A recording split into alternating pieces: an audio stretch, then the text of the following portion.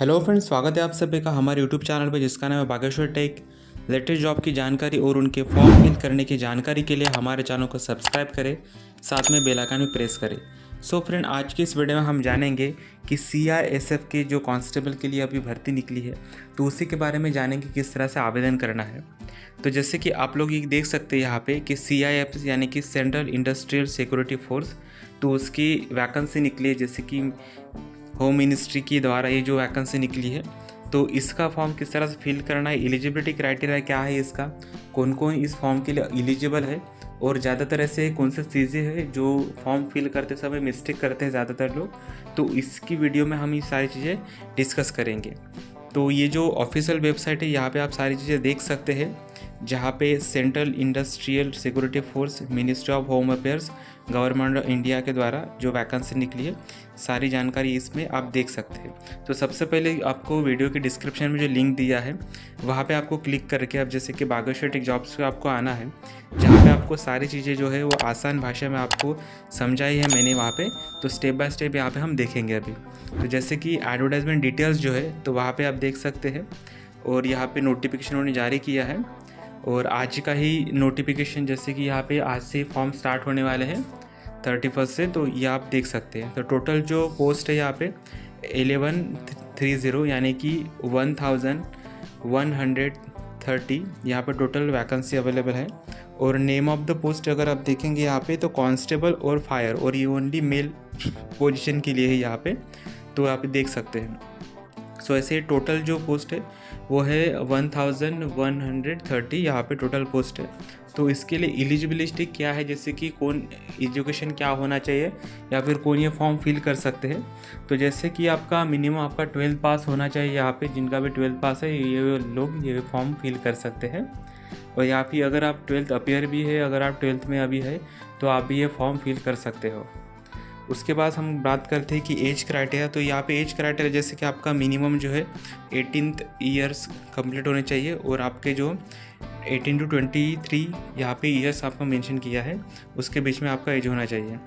उसके बाद इनकेस अगर आपका एज ज़्यादा भी होता है, तो इनकेस अगर आप SC/ST कैंडिडेट है, तो आपका एज रिलैक्सेशन 5 ईयर तक मिल जाएगा। इनकेस अगर आप OBC कैंडिडेट है, तो आपको 3 ईयर तक एज रिलैक्सेशन मिल जाएगा। उसके बाद हम बात करते हैं यहाँ पे जॉब लोकेशन की। तो जॉब लोकेशन आपको ऑल ओवर इंडिया मिल जाएगा यहाँ पे, जहाँ पे CISF की जो जवान होते हैं वहाँ पे उनका रिक्रूटमेंट होता है। तो वहाँ पे ऑल ओवर इंडिया कहीं पे भी आपको जॉब मिल सकता है और कहीं पे भी आपका पोस्टिंग हो सकता है। उसके बाद हम बात करते हैं अप्लीकेशन फ़ीस के बारे में। तो यहाँ पे अप्लीकेशन फ़ीस भी ज़्यादा नहीं है। जैसे कि अगर आप कैंडिडेट है जनरल और OBC के, तो आपका 100 रुपीज़ ओनली यहाँ पे अप्लीकेशन है, फ़ीस है। उसके बाद अगर आप SC/ST या फिर एक सर्विसमैन कैंडिडेट है, तो यहाँ पे कोई भी फ़ीस नहीं है।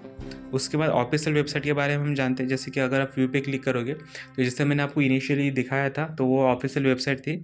यहाँ पे आप सारी जानकारी देख सकते हैं कि फायर के रिलेटेड क्या विंग से कौन सी सर्विसेज अवेलेबल है, या फिर कांस्टेबल के रिलेटेड क्या सर्विस अवेलेबल है। एम्प्लॉय कॉर्नर आप देख सकते हैं, यहाँ पे रिक्रूटमेंट कॉर्नर देख सकते हैं, आप टेंडर के रिगार्डिंग देख सकते हैं, E-ग्रांट, RTI, सारी चीज़ों के बारे में यहाँ पे देख सकते हैं।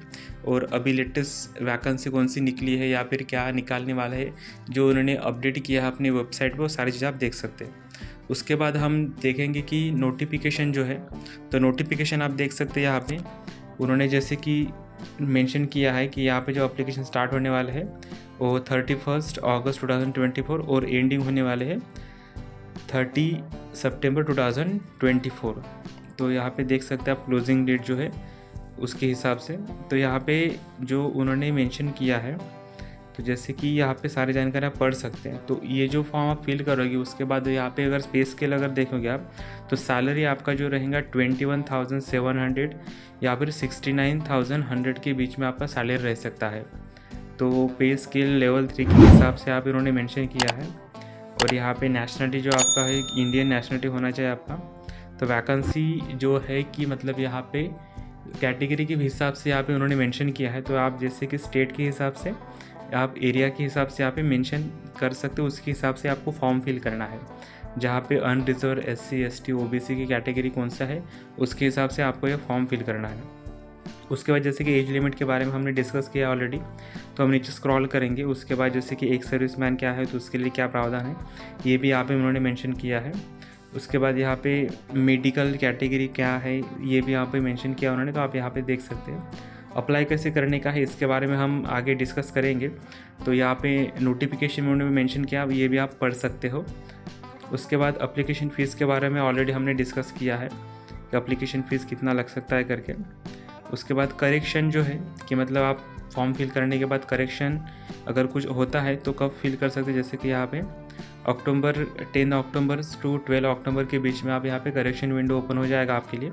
तो उसके हिसाब से आप यहाँ पे करेक्शन फॉर्म फिल कर सकते हो इनकेस अगर कुछ करेक्शन होता है आपके फॉर्म में। तो उसके बाद अगर आप नीचे स्क्रॉल करोगे तो सारी जानकारी आप स्टेप बाय स्टेप पढ़ सकते हैं यहाँ पे कि मतलब आपको क्या क्या जानकारी चाहिए, क्योंकि नोटिफिकेशन जो है काफ़ी बड़ा नोटिफिकेशन है, तो आप उसके हिसाब से पढ़ सकते हैं। तो रिक्रूटमेंट प्रोसेस क्या होगी, उसके लिए फिजिकल इफिशिएंसी टेस्ट होता है यहाँ पे, और ये भी आप यहाँ पे सारे जानकारी पढ़ सकते हैं। उसके बारे में यहाँ पे आपका मतलब फिजिकल टेस्ट के हिसाब से आपका हाइट आपका 170 सेंटीमीटर होना चाहिए, और आपका चेस्ट है वहाँ पे 180 सेंटीमीटर होना चाहिए, उसके हिसाब से आप देख सकते हो। उसके बाद डॉक्यूमेंट वेरिफिकेशन आपका हो सकता है, डॉक्यूमेंट वेरिफिकेशन में क्या क्या चीज़ें होने वाली है ये भी आप नोटिफिकेशन में देख सकते हो। उसके बाद आपका जो रिटन एग्ज़ाम होने वाला है, तो रिटन एग्ज़ाम में क्या क्या चीज़ें पूछी जाती है, या फिर अब एग्ज़ाम पैटर्न कैसा होता है, जैसे कि यहाँ पे general intelligence and the reasoning, उसके लिए आपको 20 क्वेश्चंस रहेंगे, उसके लिए आपको 25 मार्क्स रहेंगे और 25 क्वेश्चंस रहेंगे। उसके बाद पार्ट बी में यहाँ पे general knowledge and awareness 25 numbers और 25 क्वेश्चंस और 25 मैक्सिमम मार्क्स रहेंगे। Elementary mathematics English Hindi same वहाँ पे 25 क्वेश्चंस और 25 मार्क्स। तो ऐसे जो टाइमिंग रहेगा यहाँ पे 120 मिनट्स यानी कि 2 आवर्स का यहाँ पे टाइम ड्यूरेशन रहेगा एग्ज़ाम के लिए। उसके अकॉर्डिंगली आप यहाँ पे आपको खुद को प्रिपेयर करना है। और उसके बाद हम नीचे से स्क्रॉल करेंगे आप, तो यहाँ पे देख सकते हैं कि मतलब आपका जो कोई भी चीज़ें आती है, जैसे कि यहाँ पे आपका सिलेक्शन कैसे होगा, मोड ऑफ सिलेक्शन क्या रहेगा, उसके हिसाब से यहाँ पे आप चेक कर सकते हो। अगर आप नीचे स्क्रॉल करोगे और तो आपको और भी जानकारी मिलेगी कि जैसे मतलब मेडिकल एग्जामिनेशन कैसे होता है, फिजिकल टेस्ट कैसे होता है, ये सारी जानकारी आप स्टेप बाय स्टेप यहाँ पे पढ़ सकते हो। क्योंकि ये अगर हम सारे जानकारी अगर डिस्कस करें तो वीडियो काफ़ी लंबी हो जाएंगी, तो इसलिए हम शॉर्ट में आपको मैं बताता है एग्जैक्टली क्या चीज़ें होने वाली है और क्या क्या काम की चीज़ें रहने वाली है। तो जैसे आप नीचे अगर स्क्रॉल करेंगे तो आपका कुछ इंपॉर्टेंस इंस्ट्रक्शन कैंडिडेट्स को क्या इंस्ट्रक्शन देनी चाहिए, तो वो भी आप यहाँ पे मेंशन है, तो वो भी आप यहाँ पे डिटेल्स पढ़ सकते हैं। तो ऐसे नीचे आप स्क्रॉल कर सकते हो। उसके बाद मेन चीज़ जो है कि मतलब अप्लाई कैसे करना है, तो जैसे अप्लाई आप नाउ पे क्लिक करोगे तो आपके सामने एक विंडो ओपन हो जाएगा, और इसका जो लास्ट डेट है, जैसे मैंने बताया आपको 30 सितंबर इसका लास्ट डेट है, उससे पहले आपको फॉर्म फिल करना है, और फॉर्म आज से स्टार्ट होने वाले हैं। तो जैसे कि आप अप्लाई नाउ पे क्लिक करोगे, आपके सामने इस तरह का विंडो आ जाएगा, जहाँ पे आप देख सकते हैं new registration, forget ID and password, verify mobile number, email ID. तो आपको सबसे पहले न्यू रजिस्ट्रेशन पे क्लिक करना है। न्यू रजिस्ट्रेशन पे क्लिक करने के बाद आपको यहाँ पे आपका नेम, उसके बाद आपका फादर्स नेम, आपका मदर्स नेम आपको वेरीफाई करना है, फिर से आपको एंटर करना है। उसके बाद आपका डेट ऑफ बर्थ डालना है, उसके बाद आपको वेरीफाई करना है, आपका जेंडर, उसके बाद आपको वेरीफाई करना है। उसके बाद आपका यहाँ पे कैप्चा कोड आपको एंटर करना है, उसके बाद सबमिट पे आपको क्लिक करना है। सबमिट पे क्लिक करने के बाद आपके मोबाइल नंबर पे और आपके ईमेल आईडी पे यहाँ पे आपको एक रजिस्ट्रेशन, एक OTP आ जाएगा, तो आपको वेरीफाई करना है। उसके बाद आप यहाँ पे देख सकते हैं कि verify mobile number and OTP, आपको जो रजिस्ट्रेशन नंबर आएगा वो आपको क्लिक करेंगे, तो आपको जनरेट OTP क्लिक करने के बाद आपको एक OTP आ जाएगा, तो वेरीफाई करना है। उसके बाद वेरीफाई करने के बाद आपको यहाँ पे जो डिटेल्स लगेगी, तो बाकी की जो प्रोसेस रहेंगी, जैसे आपको डॉक्यूमेंट्स अप्लाई करना है, डिटेल्स फिल करना है, सारी जानकारी फिल करने के बाद आपको पेमेंट प्रोसेस पे क्लिक करना है। तो ऑलरेडी मैंने काफ़ी फॉर्म फिलअप की, तो आप अभी तक सीख चुके हैं। अगर कुछ भी डाउट्स आते हैं तो हमें कांटेक्ट करिएगा, और इनके काम की जानकारी लगती है आपके फ्रेंड के साथ शेयर करिए, और हमारे चैनल को सब्सक्राइब करें। Thank you.